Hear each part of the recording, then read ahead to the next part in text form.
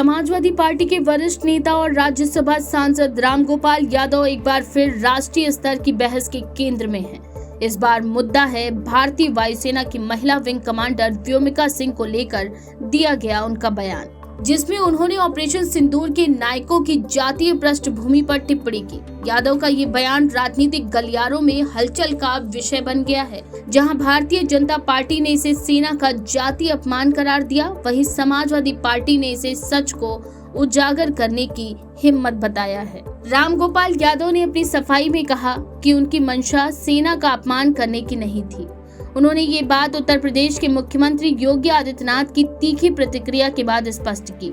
यादव ने कहा कि उन्होंने ऑपरेशन सिंदूर में हिस्सा लेने वाले सैन्य अधिकारियों की जातीय पहचान का उल्लेख इसलिए किया ताकि ये बताया जा सके कि देश की रक्षा में दलित, पिछड़े और अल्पसंख्यक वर्ग के लोग बराबर की भूमिका निभा रहे हैं। उन्होंने ये भी जोड़ा कि आज के दौर में जब जाति और धर्म के आधार पर समाज में भेदभाव चरम पर है, तभी आवश्यक हो जाता है कि ऐसे नायकों की पृष्ठभूमि पर भी ध्यान दिया जाए, जिनका योगदान अक्सर अनदेखा रह जाता है। इससे पहले मुरादाबाद में एक चुनावी सभा को संबोधित करते हुए रामगोपाल यादव ने कहा था कि ऑपरेशन सिंदूर को अंजाम देने वाले 3 प्रमुख सैन्य अधिकारी air marshal Avdhesh Bharti, wing commander Vyomika Singh और ग्रुप कैप्टन शादाब अली क्रमशः यादव, जाटव और मुस्लिम समुदाय से आते हैं। यादव ने इस सैन्य ऑपरेशन को पीडीए यानी पिछड़ा, दलित, अल्पसंख्यक वर्ग की वीरता का प्रतीक बताते हुए भाजपा पर निशाना साधा कि वह इन समुदायों के योगदान को भुलाकर खुद श्रेय लेने की कोशिश कर रही हैं।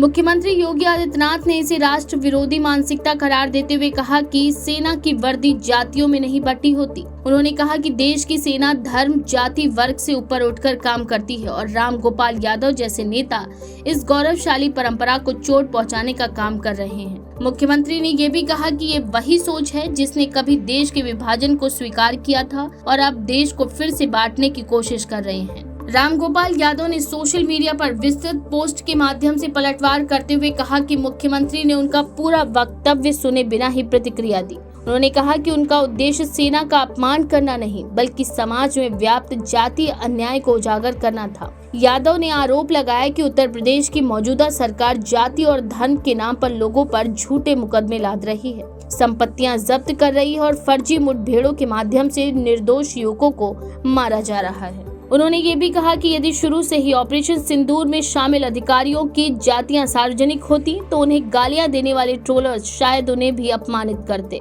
यादव ने तंज कसते हुए कहा कि यह विंग कमांडर व्योमिका सिंह की जाति जाटव और एयर मार्शल अवधेश भारती की पहचान यादव का ही मामला है कि कुछ लोगों की आंखें अब खुली हैं। रामगोपाल यादव ने मीडिया पर भी निशाना साधा, लेकिन ये भी स्पष्ट किया कि उन्हें मीडिया से शिकायत नहीं है क्योंकि वह सत्ता के प्रभाव में है।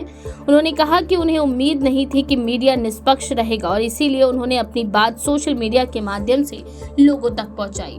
इस पूरी घटना के बाद राजनीतिक माहौल गर्मा गया है। भाजपा इसे देश की सेना के प्रति अवमानना मान रही है, जबकि समाजवादी पार्टी इसे सामाजिक न्याय की लड़ाई का हिस्सा बता रही है। भाजपा नेताओं ने रामगोपाल यादव के बयान की निंदा करते हुए मांग की है कि सपा को माफी मांगनी चाहिए और ऐसे नेता को पार्टी से बाहर करना चाहिए। वहीं समाजवादी पार्टी के कई वरिष्ठ नेताओं ने यादव का समर्थन करते हुए कहा कि उन्होंने कोई गलत बात नहीं कही, बल्कि उस सच को बताया जिसे छुपाने की कोशिश की जा रही थी।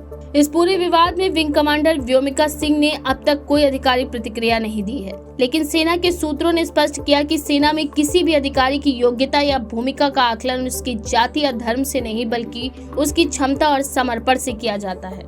ये विवाद उस समय सामने आया जब देश में आम चुनाव की सरगर्मियां तेज हैं और उत्तर प्रदेश में जातीय समीकरण राजनीतिक दलों के लिए निर्णायक साबित हो सकते हैं। समाजवादी पार्टी अपने पीडीए यानी पिछड़ा, दलित, अल्पसंख्यक वोट बैंक को एकजुट करने की रणनीति पर काम कर रही है। ऐसे में रामगोपाल यादव का बयान इस रणनीति का ही एक हिस्सा माना जा रहा है। वहीं विश्लेषकों का मानना है कि ये बयान न केवल एक सामाजिक विमर्श को जन्म दे रहा है, बल्कि ये भी उजागर कर रहा है कि कैसे चुनावी राजनीति में जाति, धर्म और सेना तक को विमर्श का हिस्सा बनाया जा रहा है। कुछ जानकारों का मानना है कि यदि इस विवाद का राजनीतिक असर गहराया तो यह यूपी की राजनीति को आने वाले महीनों में काफी प्रभावित कर सकता है। सेना जैसे संस्थान जो देश की सबसे अधिक सम्मानित संस्थाओं में गिना जाता है, उसको लेकर ऐसी राजनीतिक टिप्पणियां लंबे समय से विवादास्पद मानी जाती रही हैं। पूर्व में भी कई नेताओं द्वारा सेना के शौर्य पर सवाल उठाए गए या उसे राजनीतिक लाभ के लिए इस्तेमाल करने के प्रयास किए गए हैं। इस बार भी हालात कुछ ऐसे ही बनते नजर आ रहे हैं, जहां सेना का एक सफल अभियान ऑपरेशन सिंदूर राजनीति के